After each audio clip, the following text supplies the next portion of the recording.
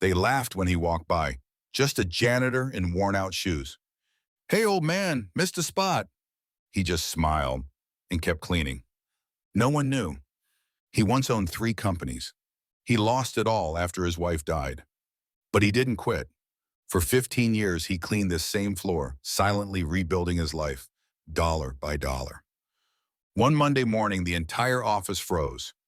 As he walked in, not with a mop, but with the building's deed in hand. "I cleaned your floors. Now I own your office." Tears in his eyes, shock on their faces. The janitor was now the landlord. The building always smelled like lemon disinfectant and burnt coffee. Fluorescent lights buzzed quietly above as a figure moved slowly through the long, empty corridors. The office wouldn't open for another 3 hours, but he was already there, mop in hand, pushing and pulling like he had done for the last 15 years. Walter Thomas. He didn't speak much. In fact, most people barely remembered his name. To them, he was just the janitor. The old guy with thinning white hair, hunched shoulders, and a uniform 2 sizes too big. His shoes squeaked with every step, soles worn from years of pacing the same cold floors. Most mornings he arrived before the birds even began singing. Alone in the silence, Walter would begin his routine. The elevators, the lobby, the bathrooms, every surface was wiped spotless, every trash can emptied, every fingerprint on the glass erased like it never existed. No one ever thanked him. They walked past him like he was invisible. Some gave a curt nod. Most didn't look at him at all. But he never complained, never stopped smiling. "Morning, old man," someone called out one day as they rushed through the front doors. A young executive in a designer suit, venti coffee in hand, barely glancing his way. "Missed a spot back there." Laughter followed the remark. A few other suits joined in, laughing as if they'd just watched a stand-up special. One of them added, "Bet he lives in that supply closet." Walter looked up at them, not with anger, not even hurt, just a smile, a small, tired, patient smile. Then he turned and began mopping the same floor they walked on, over and over, as if their words had never touched him. But they did. Every word did. Every laugh, every insult, every time they ignored him, it sank into his bones, but he never let it show. Because Walter had learned a long time ago, real strength is quiet. They didn't know the man they were mocking had once owned a building like this, that his name used to sit on office doors, not cleaning schedules, that years ago he had led teams, signed deals, and given speeches that brought rooms to their feet. They didn't know he had buried his wife 13 years ago, that he'd sold everything to pay for her treatments, his house, his cars, even his business. He drained every account to give her more time. She died holding his hand, whispering, "Don't stop living." He didn't. He just started over, from nothing. And here he was, mopping floors that people like him once walked across in polished shoes. It was easier to be underestimated. He liked it that way. They saw an old man with a mop. He saw freedom. They saw failure. He saw purpose. Every corner he scrubbed, every hallway he polished. It was his way of rebuilding. Quietly, patiently. No one asked about him, no one cared. Except maybe the night security guard, Marty. He was kind. "You good, Walt?" Marty once asked, noticing the bandage on his knuckle. Walter just smiled. "Just a scrape. Floors fight back sometimes." Marty chuckled. "You ever take a vacation?" Walter shook his head. "Not yet. Still saving up for something." "For what?" He paused. "Peace of mind." And Marty didn't ask again. Some nights Walter stayed later than he needed to, not because the floors were dirty, but because the silence was the only place he could hear his thoughts. Sometimes in the reflection of the freshly waxed tiles, he saw his younger self, a man in a tailored suit, standing proudly beside his wife, cutting the ribbon on his third company headquarters. She was radiant that day. He closed his eyes, remembering her laugh. It echoed in his ears louder than any insult ever could. But then the memory faded, and the mop kept moving. Walter lived modestly, a small apartment, simple meals, and a bookshelf stacked with biographies and finance books. He still read every night. He never stopped learning. He followed the markets, made small investments with the little he saved. He didn't have much, but he made it work. Because what people didn't know was that Walter had a plan. He watched, he listened, he learned. Every day in that office, he absorbed everything.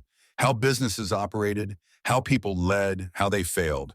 He watched the young hotshots rush into meetings with arrogance and leave with nothing. He saw who made deals with integrity and who cheated their way up. And through it all, he kept cleaning. Some nights, he cried, quietly, alone in the janitor's closet, not for what he had lost, but for how forgotten he had become. Not one soul in the building had ever asked him how his day was. Not one had ever said, thank you. But that didn't change who he was, because Walter knew kindness doesn't need recognition. He once overheard a group near the water cooler talking about promotions. He's a beast in meetings, someone said about Tyler, the man who always mocked him. Yeah, but he treats the staff like crap, another whispered. Walter kept mopping, quietly, noted it. He knew character like he knew stains on the floor. It always left a mark. One Friday evening, after everyone had left, Walter walked into the top floor conference room.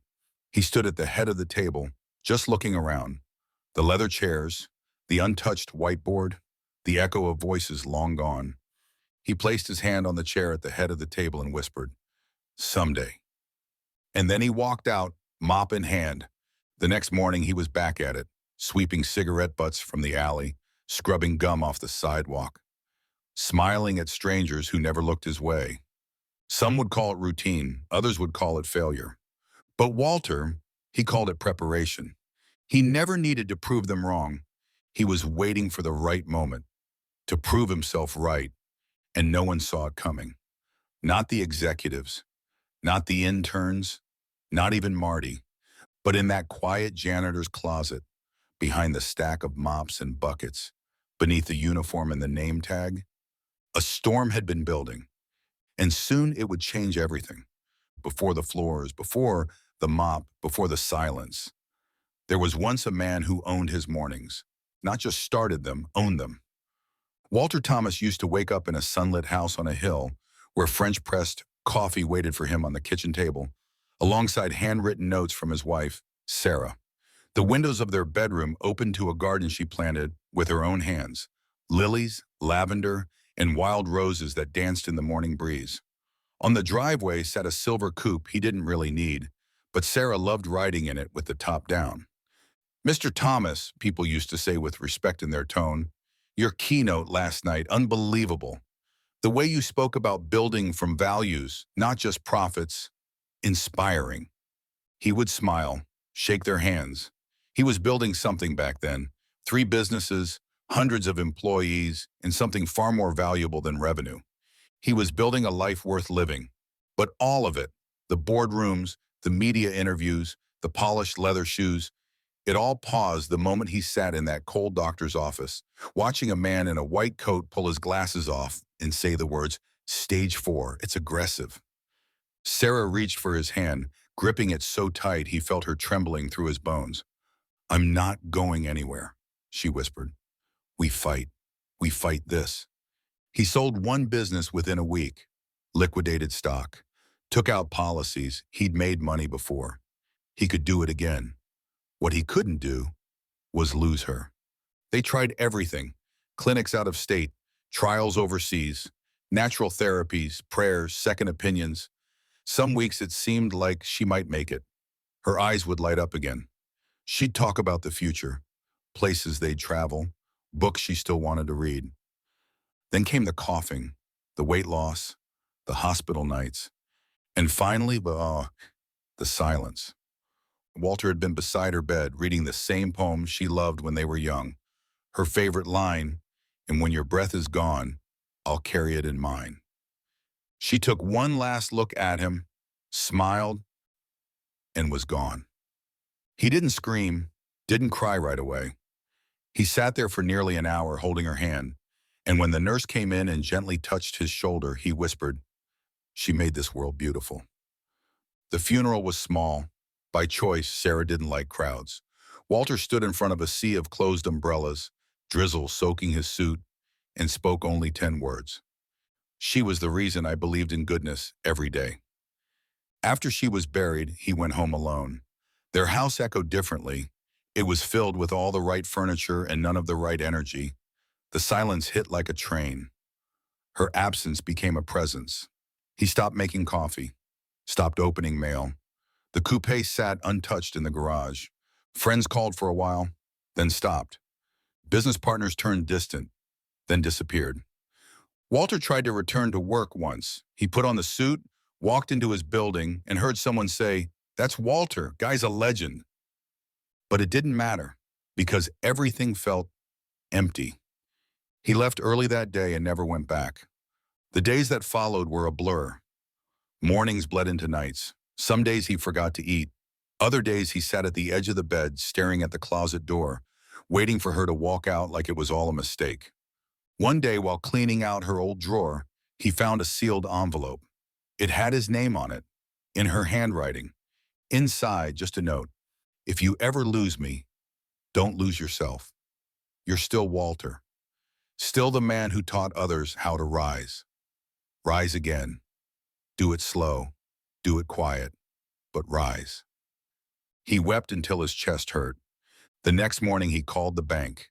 He told them to sell the last company. He didn't want his name on anything anymore. He moved out of the house, into a small one-bedroom apartment across town, and after sitting on his tiny couch, watching the sun set through blinds instead of a garden view, he opened the classifieds. He didn't know what he was looking for. Just something, anything, something that wasn't about stock portfolios or quarterly profits, something where no one would expect him to talk about motivation or investments or scaling. And then he saw it. Janitor needed, downtown office, early hours, low pay, immediate start. He read it twice, then picked up the phone. The man who once owned 3 companies applied for a janitor's job. When he showed up for the interview, the young manager barely looked at him. "You sure you want this job, sir?" she asked, eyes glancing at his clean shoes and calm voice. Walter nodded. "Yes, ma'am." She handed him a uniform 2 sizes too big and said, "Start Monday, bring your own lunch." He nodded. "Always do." And just like that, Walter Thomas became the man with the mop. No one at the building knew where he came from. No one knew that the hands now cleaning their floors had once signed million-dollar deals. They just saw an old man with quiet eyes and steady hands. "Bet he's been doing this his whole life," someone said once in the break room. Walter overheard. He didn't correct them. Because sometimes starting over isn't about announcing yourself. It's about honoring the life that built you, the love that shaped you, the pain that broke you, and the strength to stand anyway. Every time he wiped a glass door, he saw her reflection in his memory. Every time he took out the trash, he remembered how she used to hum while sorting recycling. Every time he buffed the floors, he whispered her name under his breath like a prayer. Sarah. 15 years passed, and no one knew who Walter really was. They thought he had no past. They were wrong.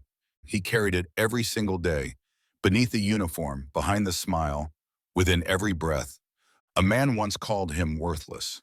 Walter just smiled, because they couldn't see it, but he was still rising, quietly, like she told him to. And soon, the world would hear his footsteps. The morning after Sarah's funeral, the world felt hollow. Walter stood at the window of their once bright kitchen, now darkened by silence. The sunlight filtered through half-closed blinds, landing on the cold, untouched coffee pot. She used to hum while pouring that first cup. Now, the only sound was the ticking of the old wall clock, the one they'd picked out on a rainy Sunday, laughing in an antique shop. He still hadn't taken off his suit. The black fabric hung off him like it didn't belong. His tie was loosened but still clinging to his neck, like grief had wrapped itself around him and wouldn't let go. The air inside the house felt still, as if even time didn't dare move forward without her. Walter didn't speak that morning. He hadn't said much in the days leading up to it either. Grief had a way of stealing your voice before it stole anything else. And as he stared out the window at the garden she'd nurtured, now wilting and unwatered, he realized the strangest thing. The world kept turning. People walked dogs. Cars drove by. A kid rode past on a bike, laughing as if nothing had changed. But everything had changed. He walked into their bedroom. The bed was still neatly made from when the hospice nurse last tucked her in. Her pillow still held the shape of her head. On the nightstand was her journal. Walter stared at it for a long time before sitting on the edge of the bed and gently picking it up.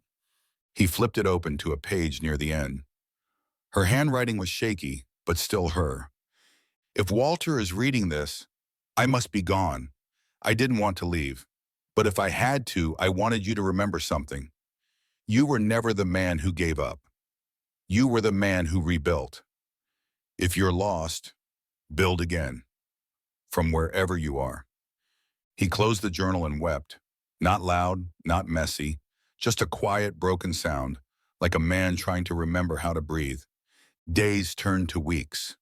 The funeral flowers wilted, the fridge emptied, the mail piled up. Walter went through the motions, paying bills, returning calls, but each act felt robotic.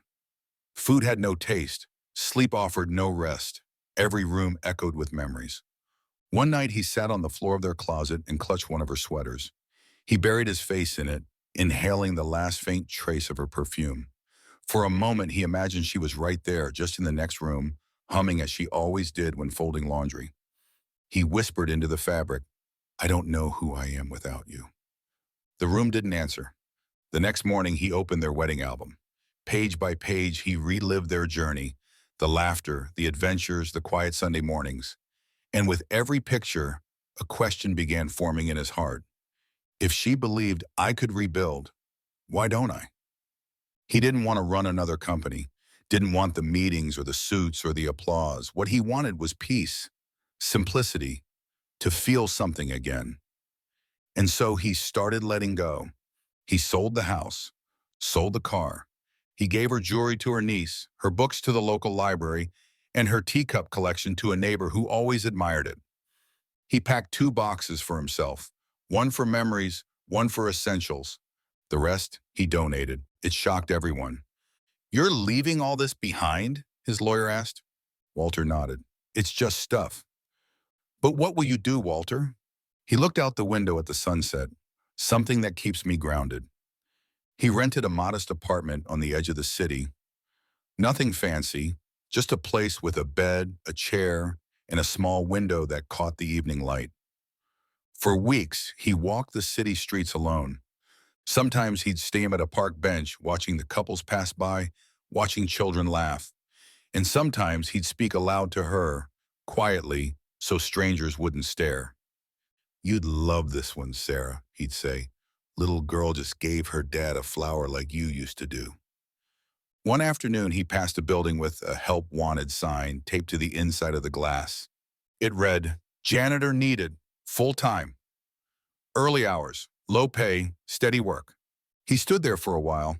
No one was around, just him and his reflection in the glass. He barely recognized himself. Grayer now, lines deeper, eyes quieter. He walked in. The receptionist looked up from her screen, surprised to see a man in his 60s asking about a janitor position. Sir, this is for maintenance staff? Walter smiled. I know.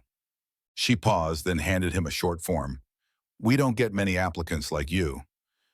I'm not like most people, he replied gently. He got the job. First shift started at 4:30 a.m. He showed up at 4 o'clock. He was handed a mop, a key card, and a name tag. Walter, custodial staff. He stared at it for a long time before clipping it to his chest. It wasn't glamorous. It wasn't powerful. But it was something. That first week was harder than he expected. His back ached, his knees cracked. But with every floor he swept, with every trash can he emptied, something inside began to ease. He had purpose again. The office staff barely noticed him. Some walked past without a glance. Others offered half smiles. A few whispered behind his back. He used to be someone, they joked. Now look. But Walter just kept moving. He remembered Sarah's words. You were never the man who gave up. And so he mopped, polished, repaired, cleaned up spills without complaint, cleaned restrooms without disgust.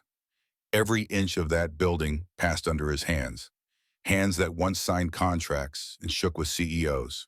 He kept a photo of Sarah in his locker. Every morning before he started, he'd touch it lightly and whisper, "Still building." There were nights he walked home in the rain, soaked to the bone. Nights he lay awake, missing her so fiercely his chest physically hurt. But he never missed a shift.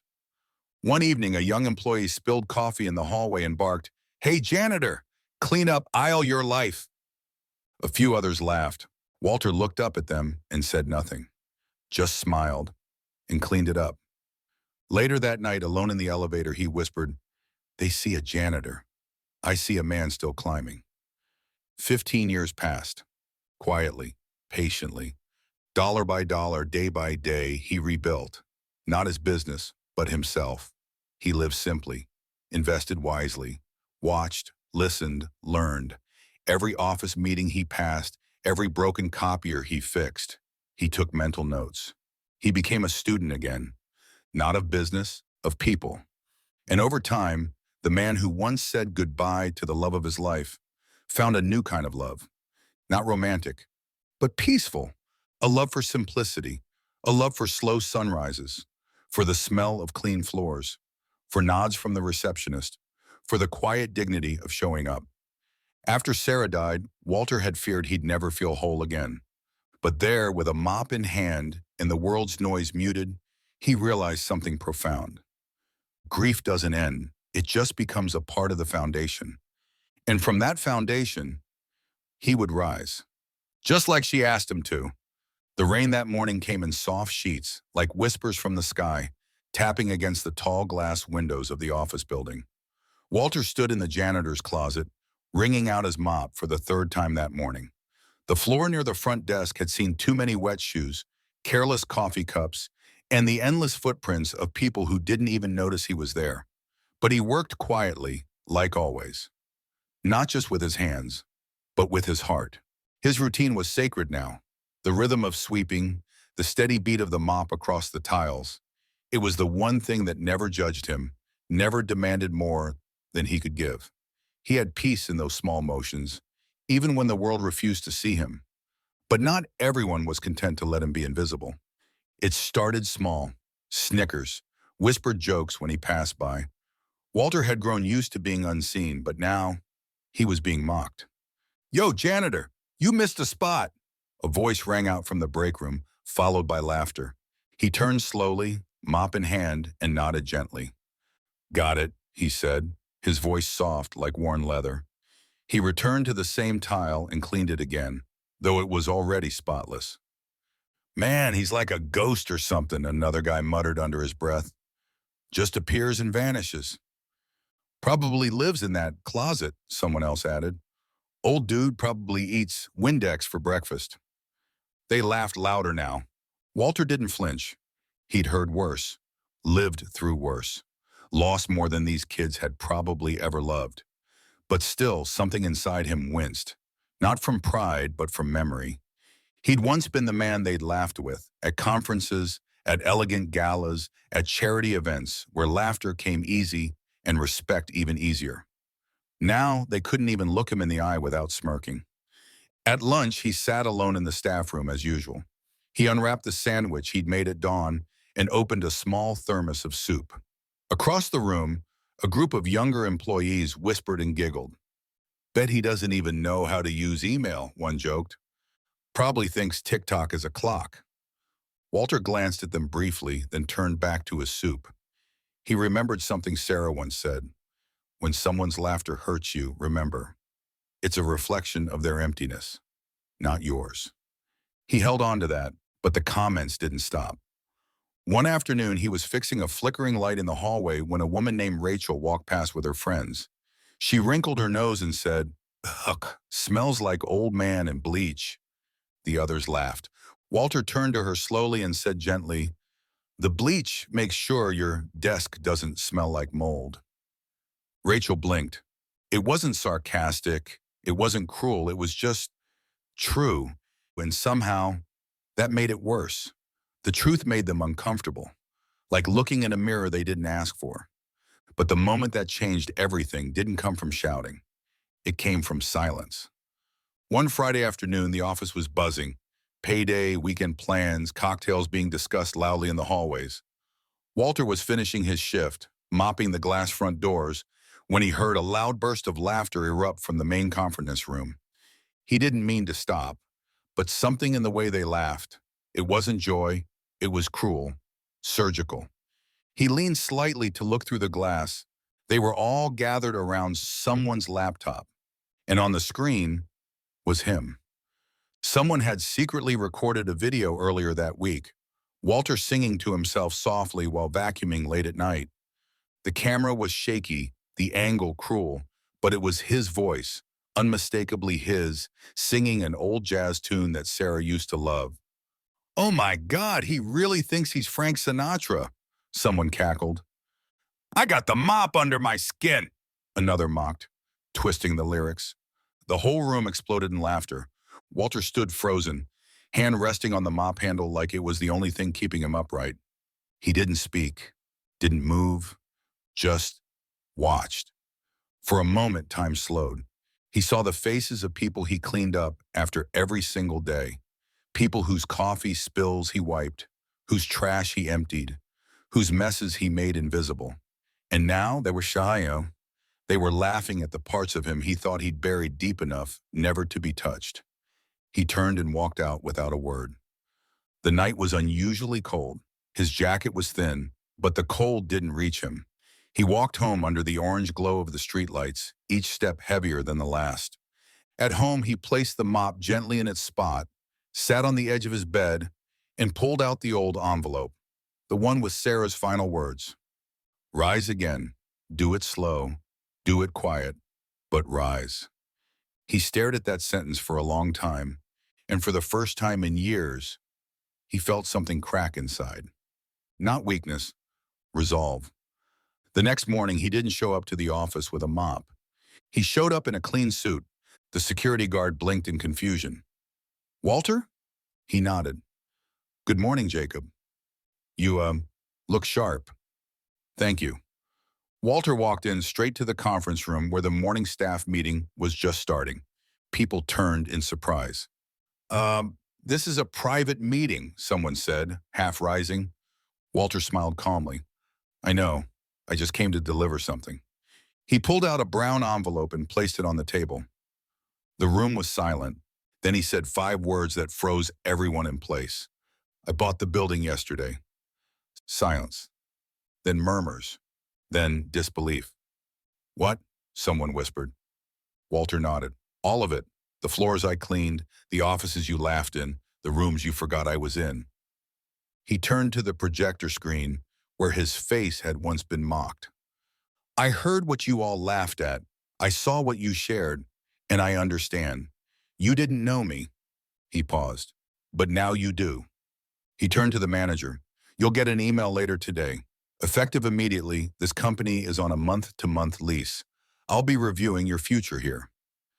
He looked at Rachel. "And Rachel, about the smell, bleach is temporary, but bitterness lasts a lifetime. Be careful what you carry." He turned and walked out.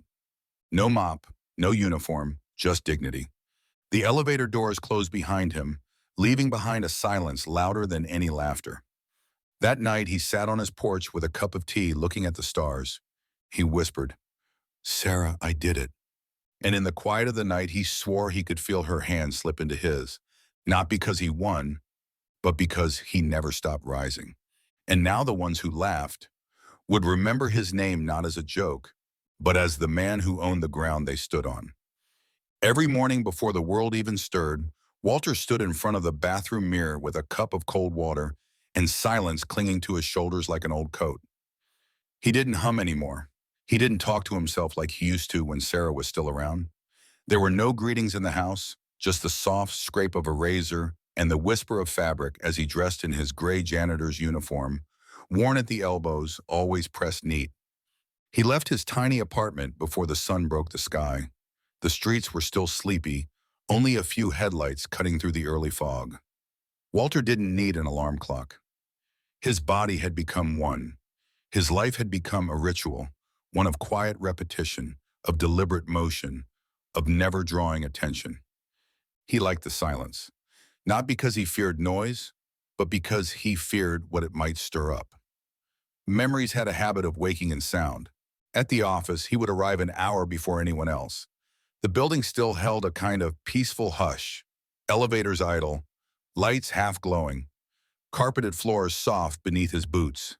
He moved like a shadow, swift, unseen and necessary. He cleaned the conference room first. That was sacred. Every chair aligned, every glass wiped, the whiteboard spotless. He treated it like a church. Not because he believed in those who gathered there, but because he believed in the dignity of doing a job right, no matter who watched. There was a corner in that room he always paused at. It overlooked the city, tall buildings lined like dominoes in the distance. He would stand there a moment longer than necessary, staring through the glass. Sometimes in the reflection, he could see Sarah, laughing, her curls bouncing as she turned toward him in their old kitchen. But when someone's voice echoed down the hallway, his world returned. One morning, as Walter wheeled his cleaning cart through the East Wing, he heard the same voice again. Sam. Loud, arrogant, always cracking jokes that weren't funny to anyone but himself. "Yo, where's the mop man?" Sam yelled like he was hailing a waiter. "I dropped my salad. Need the Wizard of Windex over here." Laughter followed. Walter turned the corner quietly. Sam was pointing at a mess on the floor, cucumber slices scattered like broken coins. Walter kneeled down without a word. Sam leaned down too, fake whispering, "You know, I always wondered, what does it feel like, man? Waking up every day knowing you'll clean up after people who don't even know your name." Walter didn't look up. He pressed a paper towel to a wet spot. "Doesn't feel like anything," he said softly. "You just do it." Sam laughed again. "That's deep, mop man. Real poetic." Walter stood up, bagged the trash, and gave him a small nod before walking away. He didn't hate them, not really. Hate required too much space in the soul, and Walter's had been filled long ago, with grief, with rebuilding, with silence that came after screams. You see, before the mop, before the boots, before the closet labeled janitor, Walter had known sound, real sound. He had known applause, the roar of boardrooms, the high of ceiling deals with million-dollar handshakes. He had stood behind podiums with microphones and vision. He had owned 3 companies once, until Sarah got sick. It started as a cough, nothing more. Then it was tests, doctors, travel, medicine that drained their savings faster than time drained her. He sold the first company, then the second. By the time she was gone, only the third remained, and he didn't have the heart to keep it, not without her. The silence that followed wasn't peaceful. It was deafening. So when he saw the ad for a janitor position in a building he once helped finance, he applied. Not because he needed to, but because he needed to keep moving, to be close to people, even if they never saw him. He chose silence. And in that silence, he healed slowly. But that didn't mean he forgot. Late one evening, after everyone left, Walter found a crumpled note in the hallway. It was a list, someone's meeting schedule, scrawled in messy handwriting. At the bottom was a doodle of a mop and a stick figure with "Old Man Walter" written above it. He stared at it for a long moment. And then he laughed. Not a loud, bitter laugh, a quiet one. Because he realized something they didn't. They thought silence was weakness, but silence was patience. He wasn't staying quiet because he couldn't speak. He was staying quiet because one day he would speak once, and they would never forget it. Walter began keeping a journal again, not for anyone else, just for himself. Each night he wrote down one thing he remembered about Sarah, her favorite song, the way she snorted when she laughed, how she used to leave post-it notes with grocery lists and hearts drawn beside milk. And beside those memories, he made plans, calculations. He hadn't touched his inheritance yet, the one left by Sarah's father, in trust. She told him once in a voice so small it broke him, "If I don't make it, promise me you'll use it for something good, something quietly great." Walter did the math. The building's owner had been trying to sell for years. There was a window, a chance. He met with a lawyer, quietly. He filed paperwork, silently. He watched the company's financials from the inside, from the mop bucket, from the floors, from the corners no one looked at, and they never knew. They never suspected the man who wiped their desks, who restocked their tissues, who cleaned up their crumbs, was about to become the man who held the deed to their future. One morning, a new hire, young woman named Elise, stopped by the janitor's closet. "Hey," she said gently, "I just wanted to say thank you for what you do." Walter blinked, surprise. She smiled awkwardly. "I know most people don't even, I don't know, notice you, but I do, and I think you matter." Walter swallowed hard. "You remind me of my grandfather," she said. "He passed recently, worked hard all his life, didn't say much, but he was powerful, quietly." Walter smiled, a real one. "Thank you," he whispered. "That means more than you know."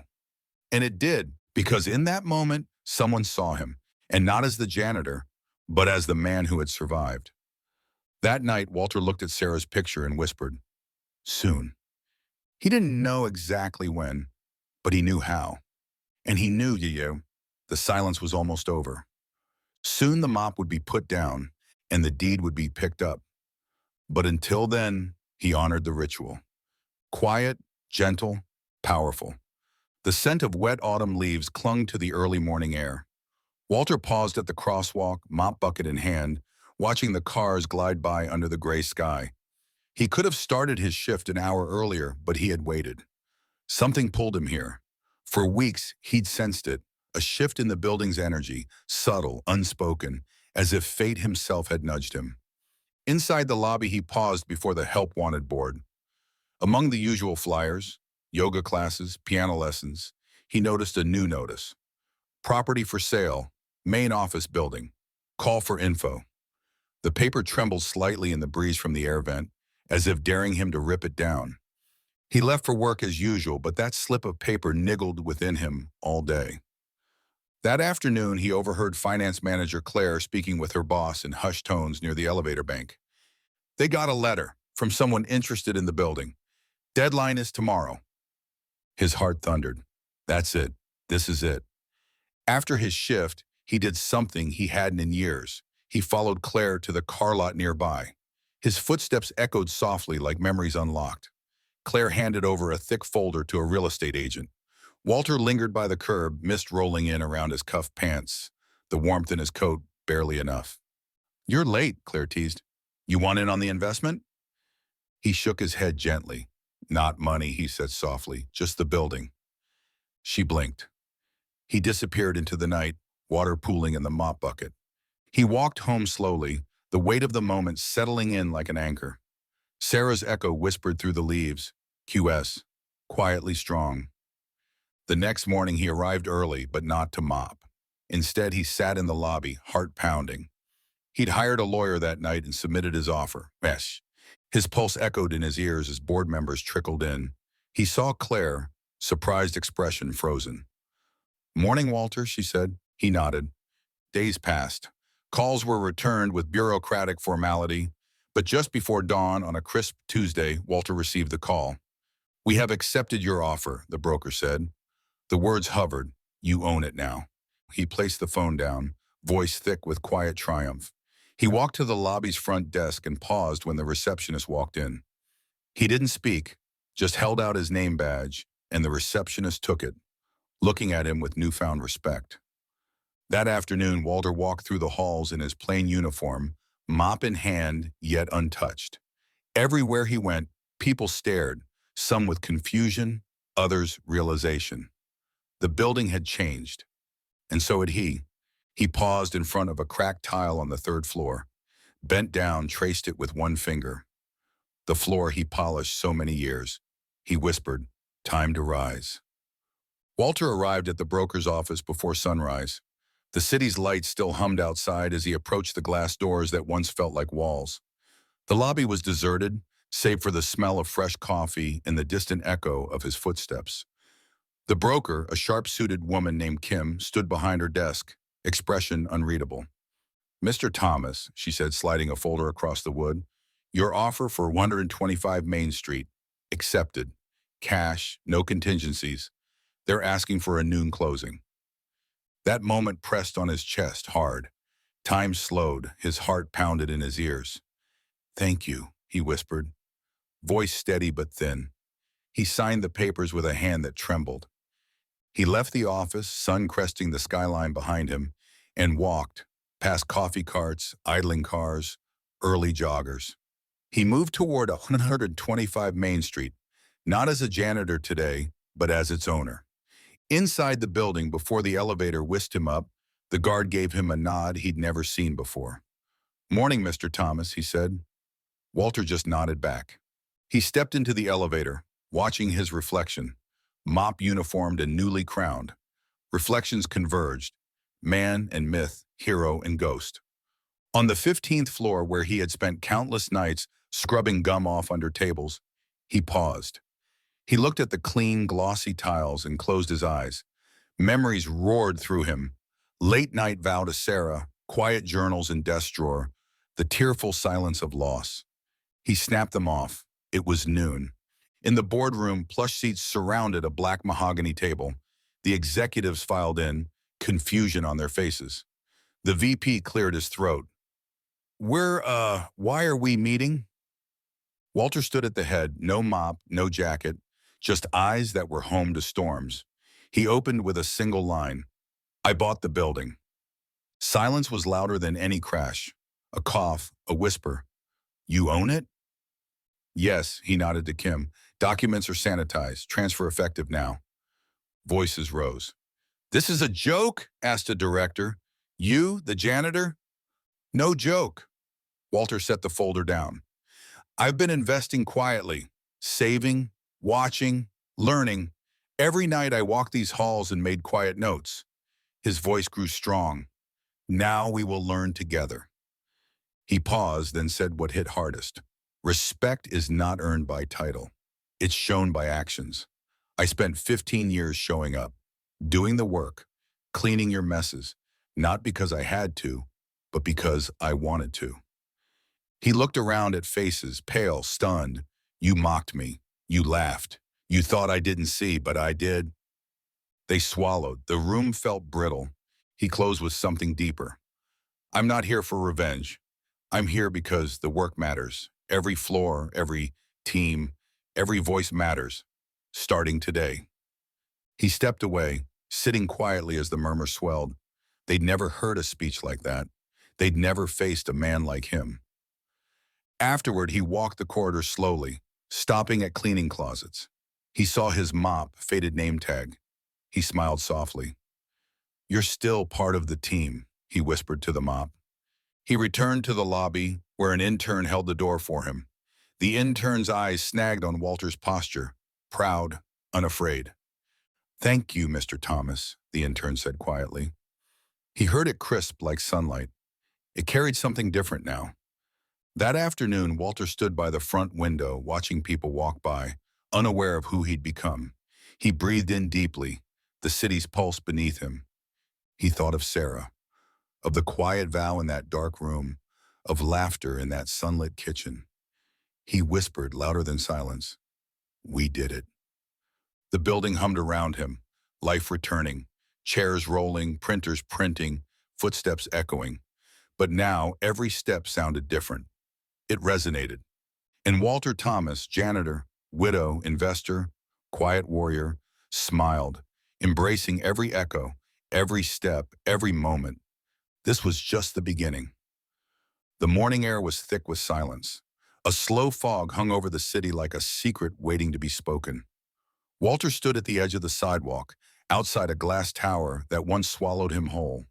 He wasn't wearing his janitor's uniform today, just a plain dark coat, the kind that didn't beg attention but carried quiet dignity. His fingers clutched a briefcase, old but cared for, just like him. Inside it was everything, every dollar saved, every investment made in silence, every sleepless night spent reading business contracts in the flicker of a dim desk lamp. Today he wasn't cleaning floors. He was changing lives, starting with his own. The revolving doors of Callahan and Finch Real Estate creaked slightly as he pushed through them. A receptionist looked up, ready to offer directions or a polite smile to what she assumed was another lost old man. But then her eyes shifted. The briefcase, the certainty in his stride, her smile faltered. "Mr. Thomas?" she asked hesitantly. He nodded. "Yes, I'm here to finalize the purchase. Her hand hovered above the phone before she dialed in. Mr. Callahan, he's here. Moments later, he was led into a boardroom that smelled like leather and lemon polish.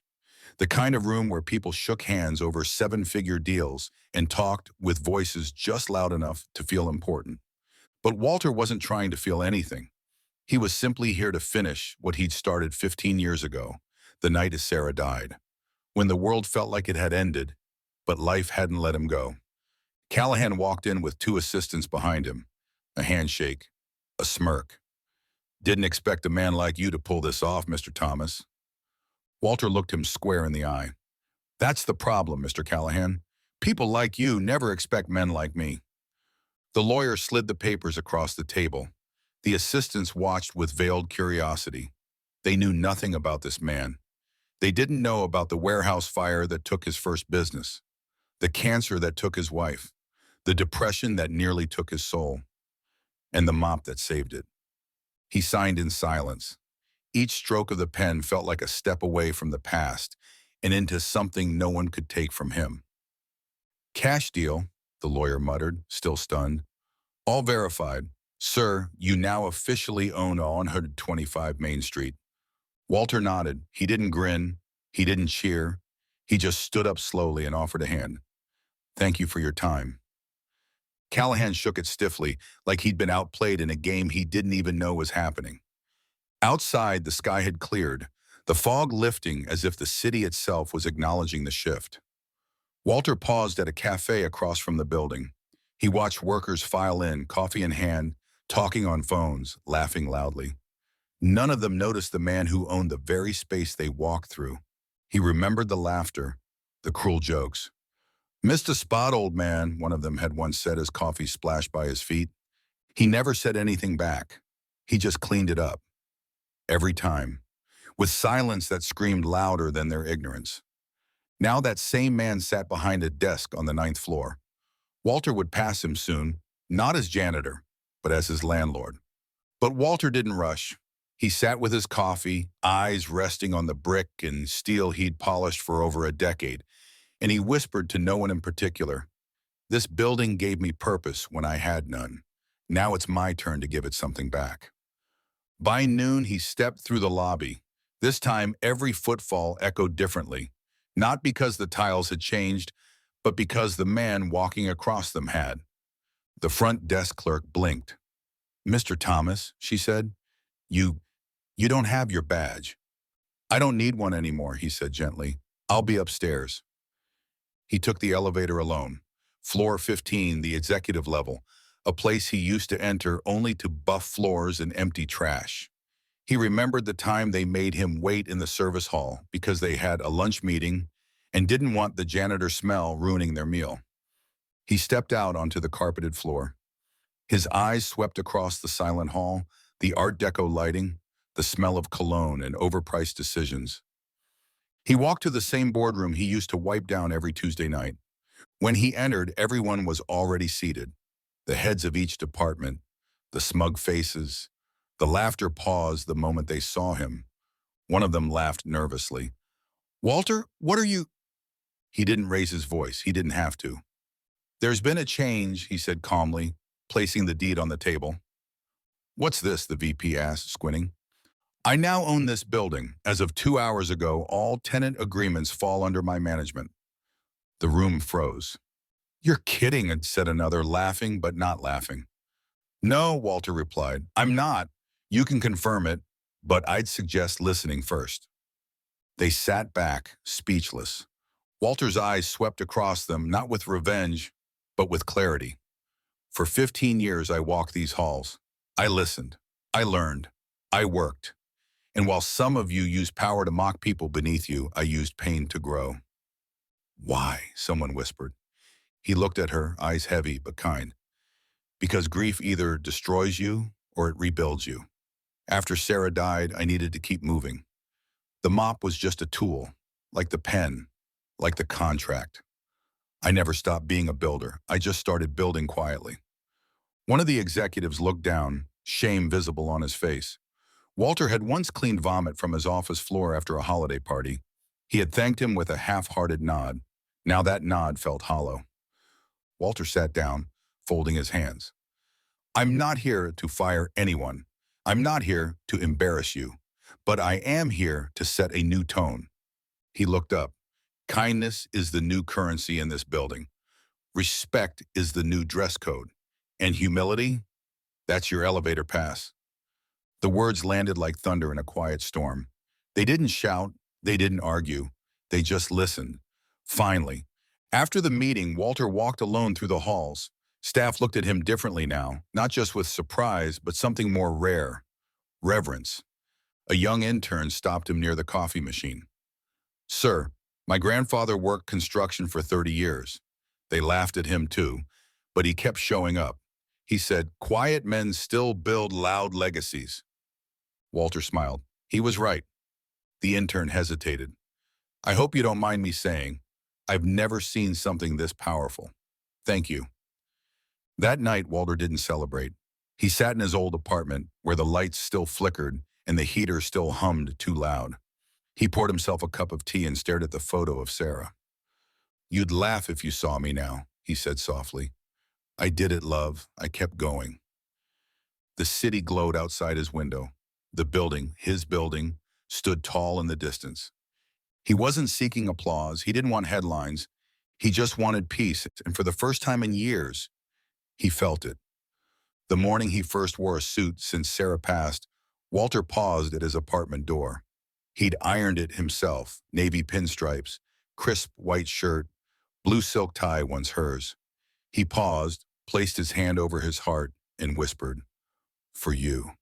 Then he took a slow, deep breath, unzipped his plain coat, and stepped out into the world again. The lobby felt different today. Sunlight broke through the floor-to-ceiling windows, reflecting off the sleek floor he'd once scrubbed alone in the dark. But today, it felt like his stage.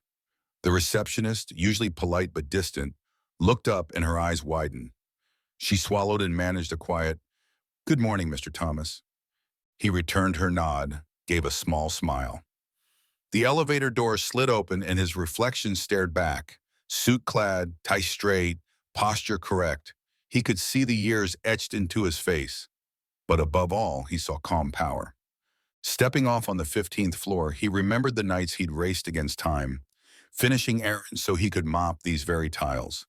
Nights when coffee kept him awake, when he cried behind doors and every swipe of a towel on glass was a promise that he could endure. That suit represented more than ownership. It said he had arrived, quietly but undeniably so. He reached the boardroom and found the executives already seated. Tyler was there, fidgeting. Rachel, the woman who once joked about his smell, sat arms crossed, like a storm coming. They barely noticed him, until their eyes met his. Then the room went still. Mouths opened, words caught. "Mr. Thomas?" stammered a senior manager. He nodded. "Afternoon." His voice was even but carried weight. He walked to the head of the table and placed the deed in front of him. Heavy, new, undeniable. "It's official," he said. "I'm the new owner of this building." A tremor ran through the room. They tried to speak, but he held up a hand. "No questions," he said. "Just listen." He spoke slowly, letting every word land. "For years, I cleaned these floors, picked up your trash, wiped your coffee, fixed your spills, and you never noticed me. You mocked me. You laughed with coffee in hand, thinking you were better than the man with the mop." He paused. Every eye watched him. "But I was saving, investing, learning. Every cleanup was a class, every mop stroke a step toward this moment." Tyler spoke up. We didn't know." "That's the problem, Tyler. You didn't ask, you didn't see, you didn't care." He leaned forward. "But today, things change." He told them what happened, how he purchased the building with the quiet inheritance, the dividends, the small returns packed over years. "And now, from this moment," he said, "our culture will reflect respect. We will honor every person here, from maintenance staff to executives, as equals." Rachel spoke, voice shaky. "You mean we work for you now?" He nodded. "Yes, but I'm not here to rule. I'm here to lead, to build again, With you. Silence followed. No more sneers, no more jokes. When the meeting ended, Walter stood by the windows overlooking the skyline, heart pounding. The morning sun felt warm on his shoulders. He inhaled deeply. From behind, Tyler's voice came soft. "Thank you, sir." Walter turned. Tyler looked ashamed and hopeful. "You taught me something today about seeing people." Walter blinked. "Good. Now we both build from that." That evening, walking home in the twilight, the suit felt heavy at first, then comfortable, like it finally fit. He glanced up at the building, millions of tiny lights flickering on, a city breathing. His city, too. He closed his eyes and whispered, "For you, Sarah." The night answered with a breeze, a gentle nod of approval. The man with the mop had found his power. Silent, dignified, unstoppable. Walter pressed the elevator button, heart throttled by purpose rather than fear. Today was the reveal, an unveiling of change that had been brewing silently for years. The lobby buzzed with weekday energy, polished shoes against marble floors, hushed greetings, the distant hum of the cafe grinder. Walter stepped out in his suit, the one Sarah always liked, and the building itself seemed to pause. On the 15th floor, the boardroom door stood closed like a portal. Inside waited the same executives who dismissed him. Tyler, Rachel, Samantha, the finance director. Each man or woman perched behind mahogany, eyes unreadable. Walter straightened his tie in the reflection of the window, his palms cool. He walked in. The room froze. One man dropped his pen. Rachel exhaled loudly. Tyler swallowed hard. Nobody expected him to speak, certainly not to face them. He cleared his throat, folding in the electric tension. "Good afternoon." A man sputtered, "Walter, what's going on?" He approached the table, black leather chairs hugging him like a stage. He placed a leather-bound folder down with certainty. "This building," he said, voice calm, inviting them into the truth, "is under new ownership." Silence amplified the words. The folder slid until it stopped at the center. "I bought it. Cash." His face didn't smirk. There was no joy in triumph, only resolution. A CEO-like hush settled.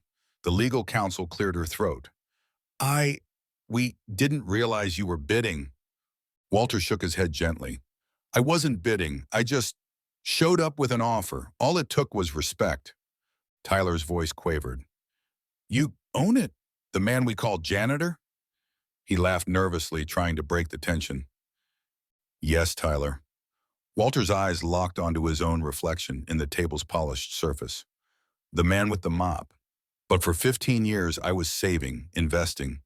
Every cleanup, every spilled coffee, every insult. It meant something. It was part of the plan." Rachel swallowed. "But how, when you didn't need a loan?" "I didn't," he answered simply. "I had a plan, and Sarah believed in it. She once told me, 'Build, even in quiet.' I never forgot." He opened the folder. Purchase agreement, full cash transfer, signatures, sealed. Effective immediately, I am the landlord. The floorboards creaked. It was that quiet. A woman at the table asked softly, "What does that mean for us?" Walter stood tall. "It means respect. From the top down, from the outside in. No more hierarchy via feet unheard in a hallway. No more hiding behind titles." He pointed to his hands resting on the table. "I'm not here to fire anyone, but you will treat your peers and every staff with dignity. You will apologize to those you hurt, and you will learn that even the smallest person can hold the greatest power, the power to surprise." Tyler's lip quivered, guilt refocusing his eyes. I have a lot to apologize for." "Good," Walter said. "Start there." He stepped back, allowing their stunned silence to breed transformation. When he left the room, no one followed him. Yet. In the hallway, Sam, the temp who once shoved papers onto his cart, shook Walter's hand.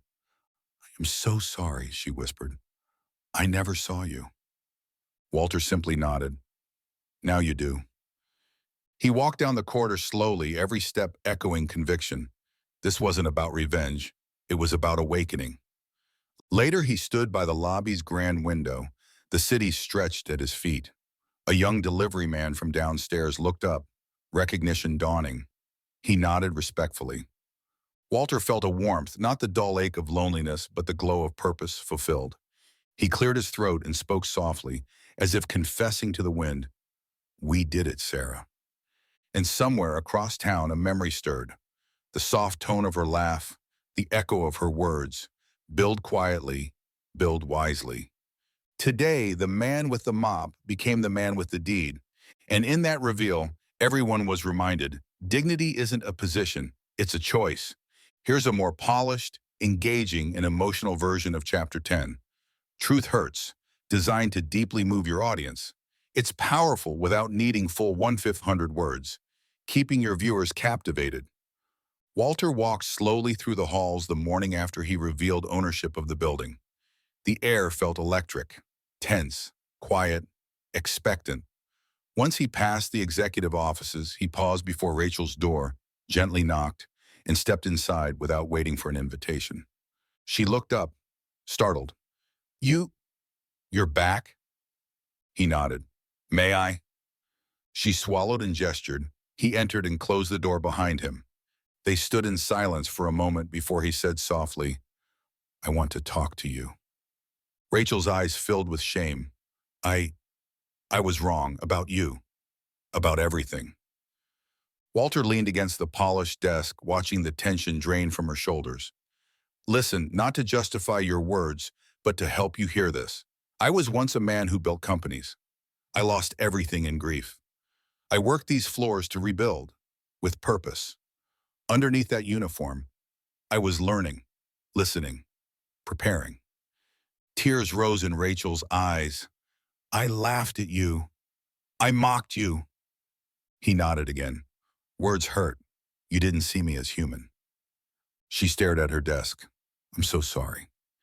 He let her apology linger before stepping away. "Good," he said. "Let this be more than just words."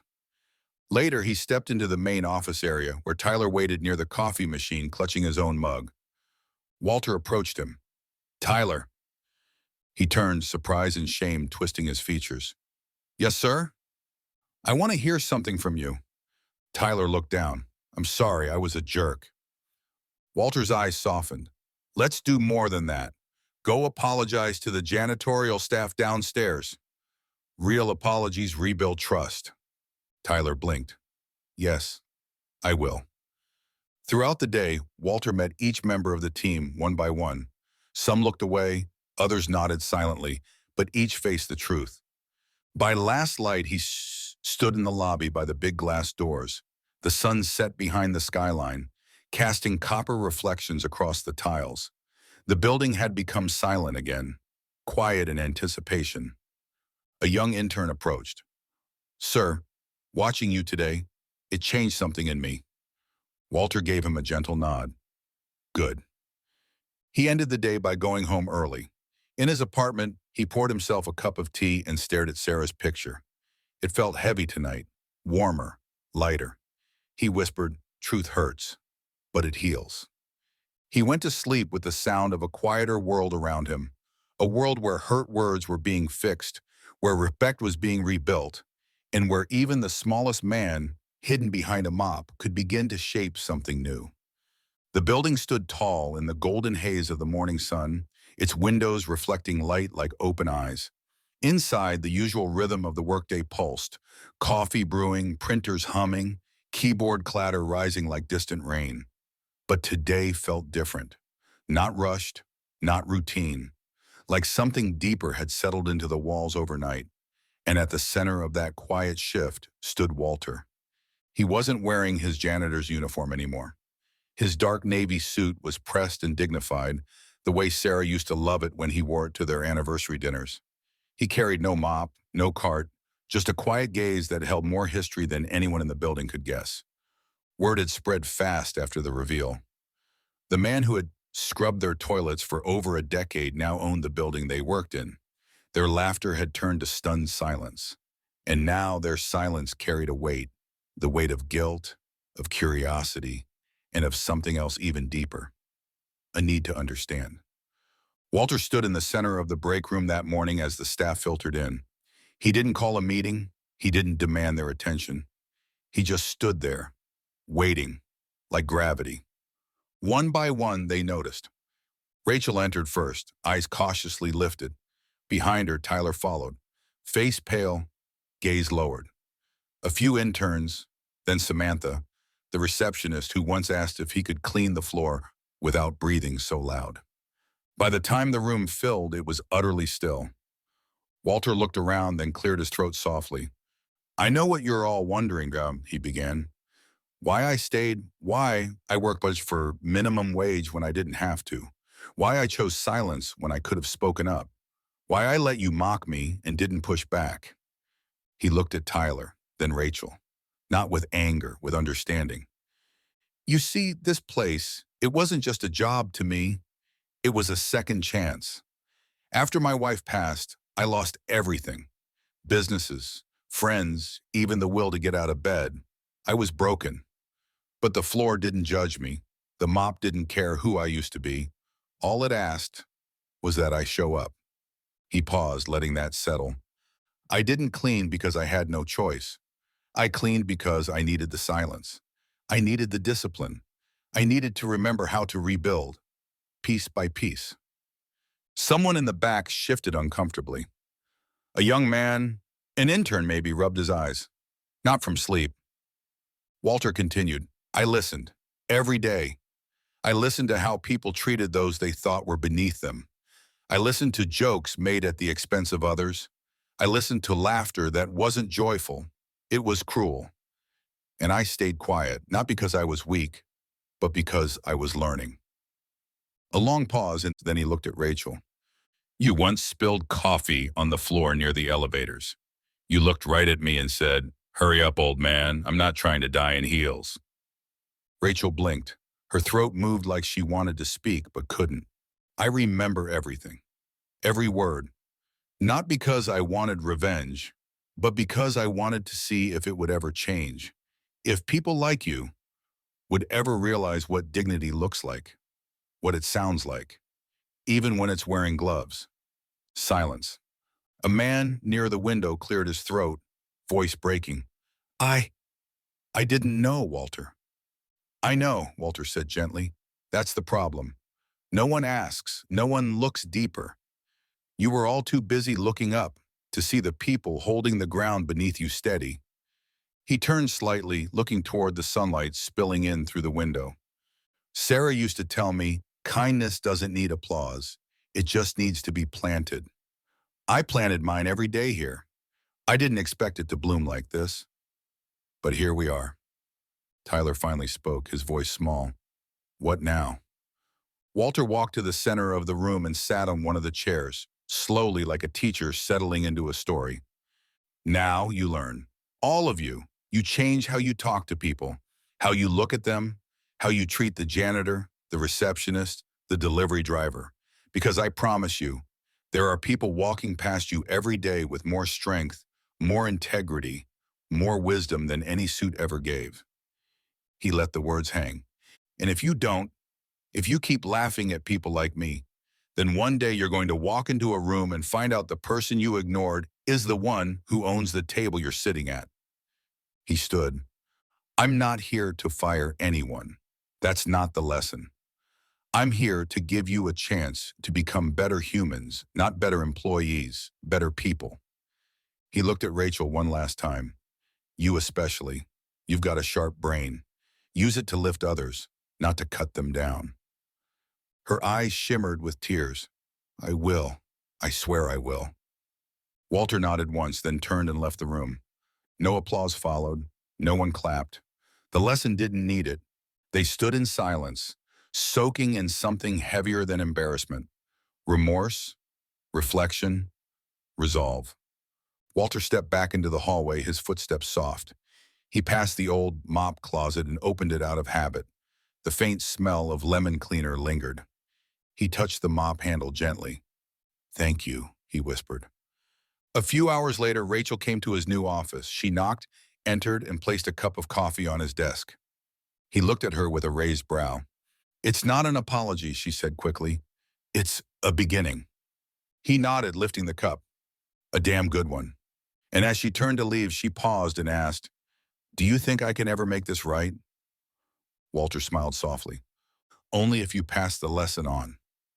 That night, as the sun dipped low, Walter sat on a bench outside the building and looked up. The windows reflected the stars beginning to dot the sky. He remembered Sarah's laugh, her voice. "You did good," he said into the wind. And in that quiet, he wasn't the janitor. He wasn't the boss. He was just a man who kept going. A man who believed in better. A man who proved that sometimes the most powerful lesson isn't the one you speak, but the one you live. And every single person in that building would never forget it. The seasons changed slowly around the building that once mocked a janitor. Spring warmed the stone steps where Walter had once eaten lunch alone.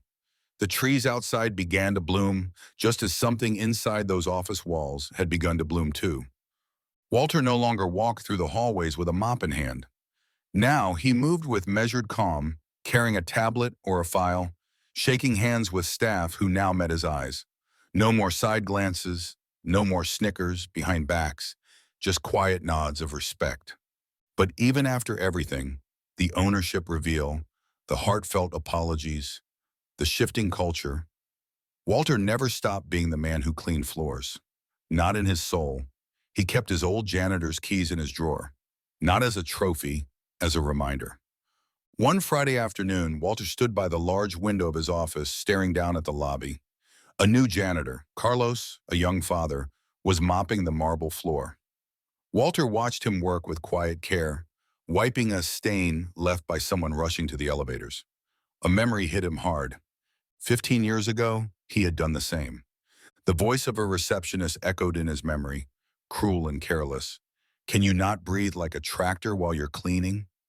The laughter, the smirks, the crushed feeling inside. Now he looked at Carlos and saw dignity, a young man trying to feed his family. He stepped away from the window. The next morning, Walter arrived early. He wore a different kind of uniform, slacks, polished shoes, and a soft blue shirt that reminded him of the ocean drives he and Sarah used to take. In the break room, he brewed coffee for the team, not because he had to, because he wanted to. Rachel walked in, rubbing her eyes. "You made coffee?" He smiled. "Figured it was time I did something useful around here." She laughed genuinely. "Come on, you rebuilt a whole building's soul." Tyler walked in next, holding a box of files. "Morning, sir." Walter raised an eyebrow. "Still calling me sir? You used to call me Mop Boy." Tyler blushed. "Yeah, well, I deserve that." Walter chuckled. "You've changed. That's enough." Later that day, he called a meeting, not in the big conference room with the glass table, but in the lobby where it all began, where he'd once stood holding a mop. The entire staff gathered, some unsure, some curious. He stood in front of them, palms relaxed by his side. "I'm not giving a speech," he said. "I just want to say thank you." They looked around, confused. "You gave me a chance to show you something. Not power, not ownership, just the truth. That people are not what they wear or what they do. They're what they survive. They're how they treat others when no one's watching." He looked at Carlos, who had paused his mopping nearby. "Carlos here, he's a father of two, came to this country 2 years ago. Every night after work, he studies English. Every weekend, he helps his wife sell handmade jewelry at the park. He's more of a man than I was for years, because he never gave up, and neither did I." The staff looked at Carlos with new eyes, real eyes. Walter continued, voice a bit softer now. "I didn't stay here all those years because I liked the smell of bleach. I stayed because I needed to remember who I was. And the only way to do that was to serve, to listen, and to wait." Someone sniffled in the back. A young assistant wiped her eyes. Even Tyler seemed to stand taller, as if trying to carry some of the weight Walter had silently borne for years. "I want each of you to ask yourselves something," Walter said. "When no one is watching, who are you?" He let that settle. If you're kind only when it benefits you, that's not kindness. If you listen only when the person has a title, you're missing the ones who carry wisdom in silence. He stepped back, letting the words sink into the marble, into their hearts. "I'm stepping down." Gasps rippled across the group. I never wanted to be your boss forever. I wanted to be your reminder. I bought this building to protect the people no one saw. Now, I want to go live, travel, visit the places Sarah and I never got to. Rachel's hand shot up. You're leaving? Walter smiled. Not leaving, just completing the circle. He looked at the building one last time. Take care of this place. Not the furniture, not the walls, the people.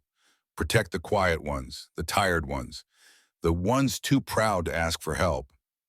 He began walking away, but then paused. Oh, and before I go, he turned around, pulling a small envelope from his pocket. This contains the deed to the building. I'm transferring it to a foundation. Profits from the lease will go towards scholarships for janitor's kids. Shock. Then thunderous applause, not forced, not polite, real. As Walter exited, Carlos ran up to him. Sir, thank you for seeing me.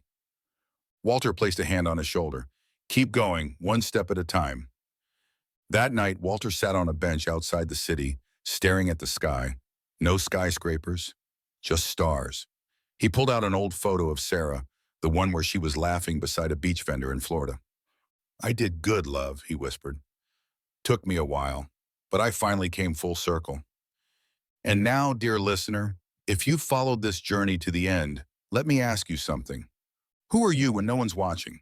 What would you do if the person you ignored turned out to be the one who held your fate? This story isn't just about Walter. It's about all of us. So if this story touched your heart, even for a second, leave a comment below. Share your thoughts. Someone might need to hear your words today. And if you believe in stories that remind us of our humanity, our strength, and our second chances, subscribe to the Heart Tales. More stories are coming, real ones, raw ones, stories that heal. Don't miss them.